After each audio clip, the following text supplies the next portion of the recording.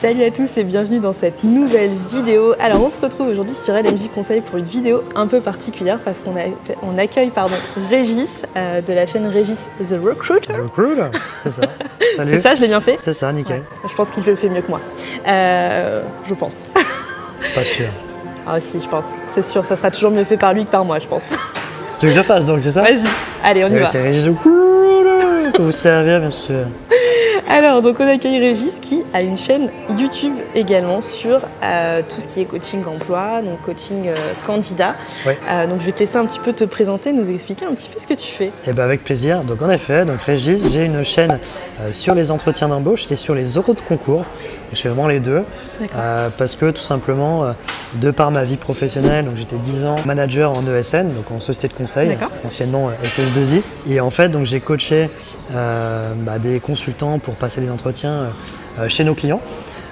Et à côté de ça, j'étais également juré en école de commerce, donc à l'EDEC pour ne pas la citer, pour les oraux de concours. Et je me suis rendu compte au bout d'un moment que il y avait de grosses similitudes entre passer un oral de concours et passer un entretien d'embauche.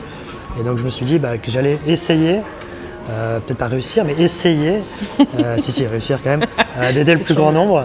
Et de faire bénéficier des conseils sur une chaîne YouTube et après j'ai un site internet, etc. Mais peut-être qu'on en parlera après. Ok. Et donc du coup, alors moi ce qui m'intéressait dans ton parcours, c'était le côté très opérationnel parce qu'on a l'habitude d'entendre un petit peu parler d'entretien d'embauche classique avec un RH, les questions classiques qu'on peut avoir, mais qu'est-ce qu'aujourd'hui un opérationnel peut attendre d'un entretien d'embauche qui peut être un petit peu différent d'un entretien avec un RH classique? Alors en fait, quand on est avec un opérationnel, comme moi j'ai ce rôle de recruteur, parce que je fais une petite parenthèse, moi je suis recruteur mais je suis également commercial et je suis également manager. Pour vous situer, moi mon métier c'est de trouver des bons consultants et de faire l'intermédiaire avec un client, donc de recruter la personne et après de l'emmener quelque part en mission chez un client. Et donc en fait quand moi je joue le rôle de recruteur, je suis très intéressé par les aspects pratiques. Là où un profil d'un pur recruteur RH va s'intéresser à votre souhait d'évolution par la suite, pourquoi vous êtes intéressé par l'entreprise, etc. En général, on passe plus de temps là-dessus sur un entretien pur RH. Moi, je suis vraiment dans l'opérationnel pour savoir si vous pourrez correspondre, un peu comme un cabinet de recrutement, si vous pourrez correspondre aux besoins de mon client. Voilà, c'est vraiment la grosse différence. On peut vraiment rentrer beaucoup plus dans le détail. Que ce soit pour des détails techniques ou des détails dans le fonctionnel, mais vraiment dans les détails assez pointus, on va dire. D'accord, ok. Et du coup, si tu avais quelques conseils à donner pour justement montrer un petit peu plus ce côté pratique, un petit peu plus les compétences techniques, parce que je sais que souvent les candidats ont ce petit souci de montrer tout simplement ce qu'ils savent faire sans être trop hautain ou en montrant trop ennuyeux ou trop dans le détail. Est-ce que si tu avais 3 conseils ou 2-3 conseils à donner, ce seraient lesquels? Alors, en général, ce que je donne comme conseil, c'est comme pour une pièce de théâtre, c'est de faire une très bonne entrée dans votre entretien. Ensuite, il y a une technique pour tenir dans la durée de l'entretien et montrer votre motivation.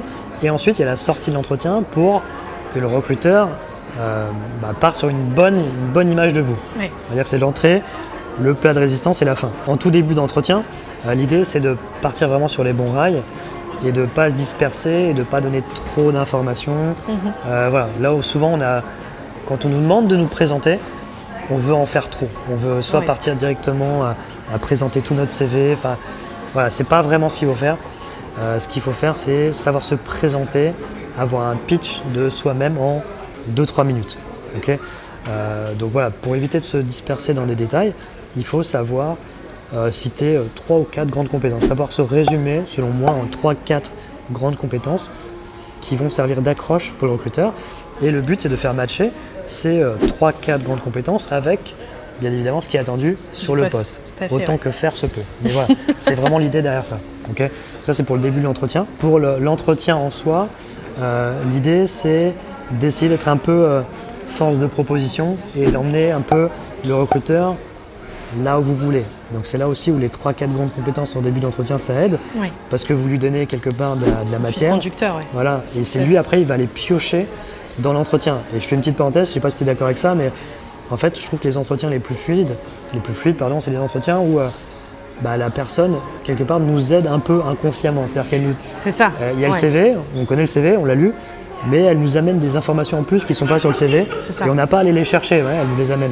C'est ce que tu disais, si en fait finalement il y a une présentation pertinente, le recruteur il va pouvoir suivre, ça peut arriver, j'en parlais récemment, mais quand finalement on fait une présentation qui est très courte sur 20 ou 30 secondes ou même 1 minute, finalement le recruteur il a très peu de matière et pour lui ça peut être compliqué de rebondir sur des questions et finalement un entretien qui pourrait durer 45 minutes, 1 heure va finalement durer 20 minutes parce que on trouve qu'il n'y a pas de contenu et qu'il n'y a rien à dire, quoi. Donc c'est vrai que le contenu est important. Donc là, si vous facilitez la vie de la personne, du recruteur pendant l'entretien, vous marquerez des points. Donc moi, je vous conseille pendant l'entretien de poser 1 à 2 questions. Ça montre votre motivation, ça montre que vous n'êtes pas venu là par hasard et ça fera en sorte que l'entretien sera plutôt une discussion qu'un entretien formel. Et quand vous faites ça, vous faites une grosse partie du travail. Effectivement. Voilà. Et le 3e conseil, donc plutôt pour la fin, moi je conseille de rester sur une bonne note, une note positive. Et tu me diras ce que tu en penses, mais moi je trouve qu'il y a beaucoup de candidats qui quelque part subissent un peu la fin de l'entretien. C'est-à-dire que le recruteur à la fin va toujours vous demander est-ce que vous avez des questions ou est-ce que vous avez encore des questions si vous en avez déjà posé avant, ce qui est plutôt bon signe. Il vaut mieux ne pas attendre la fin pour en poser. Et voilà, il vous demande est-ce que vous avez des questions. Si là vous terminez non, pour moi c'est bon.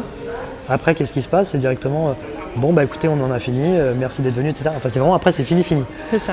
Donc, moi, ce que je conseille, c'est de placer une petite conclusion à la fin de l'entretien pour justement que le recruteur reste sur une bonne image de vous, qu'il ait bien tout compris, vos motivations, etc. Et au niveau de la conclusion, est-ce que tu penses qu'il faut plus qu'ils partent justement sur des questions, sur une petite conclusion globale de leur profil ou... Voilà, moi, je conseille plutôt une conclusion globale sur le profil.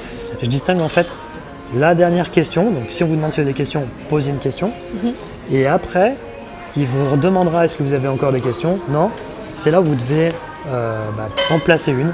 C'est-à-dire vous devez placer votre conclusion en disant donc juste permettez-moi si j'ai bien compris, donc vous recherchez tel profil, etc. Écoutez, je pense que j'ai plutôt les qualités pour, étant donné ce que je vous ai dit, etc. Le piège, il ne faut surtout pas repartir sur un monologue, il faut que ce soit rapide, punchy, dynamique, qu'on reste sur une bonne image dynamique de vous. Et donc l'idée, c'est de dire synthèse du besoin et en gros, c'est motivation et remerciement. Il faut que ça aille très vite, en 30 secondes, c'est plié. Voilà. Donc c'est motivation. Je tenais à vous dire que je suis très intéressé pour telle ou telle raison et je tenais à vous remercier de m'avoir reçu aujourd'hui en entretien. Voilà. Très simple, très efficace. Exactement. Et pas hésiter aussi à demander la suite du processus de recrutement, parce qu'il y a beaucoup de candidats qui n'osent pas poser la question et puis qui finalement rentrent chez eux, toujours dans le doute, en ne sachant pas quand ils peuvent relancer le recruteur, et finalement deviennent à la limite de l'harcèlement, parce qu'ils savent tellement pas quand demander que ils vont reposer la question H24 jusqu'à avoir une réponse. Exactement.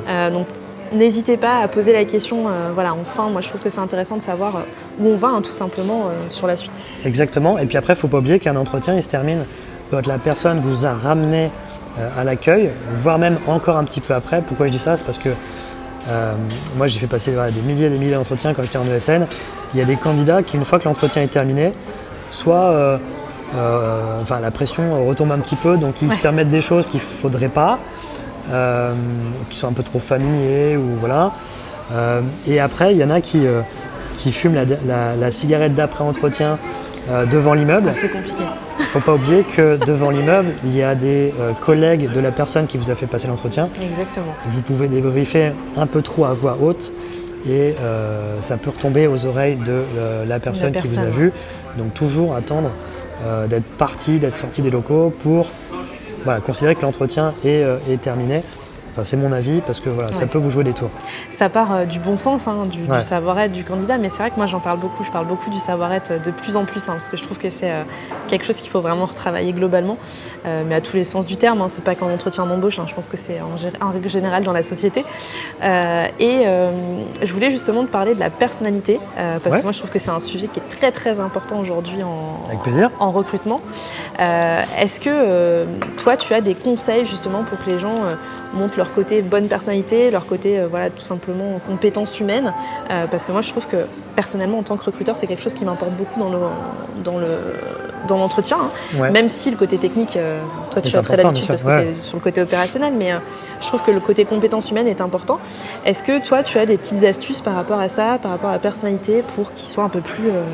qui montre un petit peu plus ce côté positif? Je dirais. peux avoir des astuces, même si on n'en avait pas parlé, donc je vais improviser. Mais non, pour le coup, j'ai vraiment des astuces. Pas de piège. Hein. Non, non. La clé, en fait, moi, ce que je dis aussi dans mes formations, c'est que il faut réussir à trouver l'adéquation entre, quelque part, votre vie privée et votre vie professionnelle. C'est vrai. C'est-à-dire qu'il y a des compétences que vous avez pu développer dans votre vie privée. Donc, quand je dis vie privée, ça peut être dans le sport, Oui. dans une vie associative, dans tout ce que vous voulez. Et en fait, ces compétences peuvent vous servir dans le monde professionnel. Je Oui. prends un exemple concret.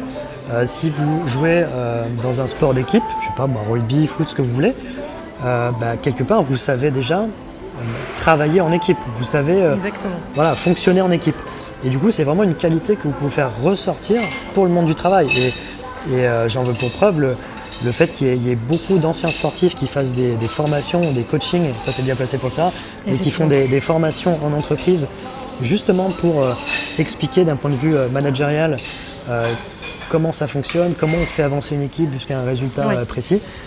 Ça, c'est vraiment des compétences que vous pouvez utiliser. Après, je parle du management et du sport d'équipe, mais après, il y a plein d'autres choses pour montrer, s'il vous plaît, il y a plein d'autres choses pour montrer la prise d'initiative, voilà, tout ce qui fait plaisir en entreprise et les qualités que vous pouvez faire ressortir. Ouais, c'est vrai que je suis d'accord avec toi. Alors moi, j'ai beaucoup de clients qui adoraient les anciens sportifs ou les sportifs, soit de haut niveau ou pas, sport collectif, etc. Et c'est vrai que c'est quelque chose qui ressortait beaucoup chez mes clients. Ils adoraient ça. Le côté sportif, parce que ça démontre plein de compétences Ça, il y a plusieurs humaines en qualités. dehors. Ouais. Il y a le travail en équipe, il y a le fait de pouvoir atteindre un objectif, de se fixer une ligne conductrice et d'aller juste à un seul objectif et pas de s'éparpiller. Enfin, voilà, il y a plein de compétences autour du sport qui sont importantes et qu'on retrouve en fait dans le monde de l'entreprise. Et du coup, si aujourd'hui, Régis, parce que c'est vrai que tu t'es présenté un petit peu, est-ce que tu as aujourd'hui une spécialisation justement dans tes coachings et dans tes avancements? Je sais que toi tu fais plutôt de la formation. Ouais, alors moi j'ai plusieurs activités, mais j'ai une spécialité du fait que à côté de cette activité de formation, de coach et de youtubeur, j'ai un cabinet de conseil spécialisé dans le digital. Donc moi je suis très orienté digital. Après, que ce soit des profils techniques, des développeurs, des architectes, des profils fonctionnels autour de la gestion de projet, product owner, etc. Ça c'est vraiment mon activité phare à côté, si je puis dire. Et du coup, est-ce qu'on peut te retrouver? Parce que c'est ça aussi, c'est important de savoir où on peut retrouver des petites astuces, des petits conseils. Ouais, alors moi j'ai donc une chaîne YouTube, donc Régis the Recruiter, donc recruteur en anglais, sur laquelle il y a des conseils pour les entretiens de stage, parce que moi je trouve que tous les conseils qu'on applique pour les entretiens d'embauche, pour les entretiens de stage, c'est exactement la même chose. Exactement. Donc j'essaye d'aider le plus grand nombre avec les entretiens de stage. Après, donc il y a les entretiens d'embauche, il y a les euros de concours et j'ai une playlist aussi sur les ESN. D'accord. Donc anciennement SS2I, pour des conseils plus ciblés sur des consultants qui veulent intégrer le monde des ESN. D'accord, ok. Ouais, ça c'est important parce que c'est vrai que moi, je parle beaucoup du fait que je recrute beaucoup de responsables de magasins, mais c'est vrai que je n'ai pas forcément pour le moment accès là-dessus, mais c'est bien d'avoir une spécialisation aussi sur puis c'est ce que tu as recruté. Quelque part, quand tu vas sur les job boards, ça représente un gros pourcentage des offres d'emploi. Ouais. MOA, donc maîtrise d'ouvrage, MOE, maîtrise d'œuvre, et tout ce qui a trait au digital. À moins que vous viviez dans un igloo, mais le digital, c'est en France et dans le monde, il y a quand même de quoi faire en termes d'offres d'emploi. Donc là-dessus, je peux vous aider avec grand plaisir. Ok, donc du coup sur YouTube, est-ce que tu as peut-être un site internet, d'autres j'ai réseaux pas parlé, sociaux?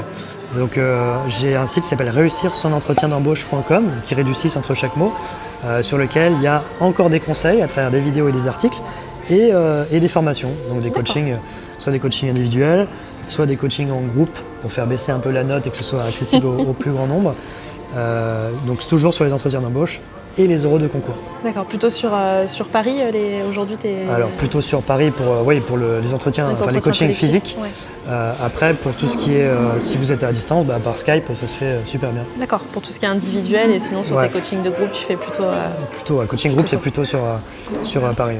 Ok. Très bien. Donc du coup voilà, donc vous pouvez retrouver Régis, je vous mettrai tous les petits liens dans la bio juste en dessous et comme d'habitude si vous n'êtes pas abonné à la chaîne, n'hésitez pas à vous abonner en cliquant sur s'abonner et la petite cloche juste à côté, comme ça vous serez informé dès qu'on sortira une prochaine vidéo et avec plaisir de réaccueillir Régis dans le futur sur la chaîne. Bah, merci beaucoup. Merci à toi. À très vite. Ciao.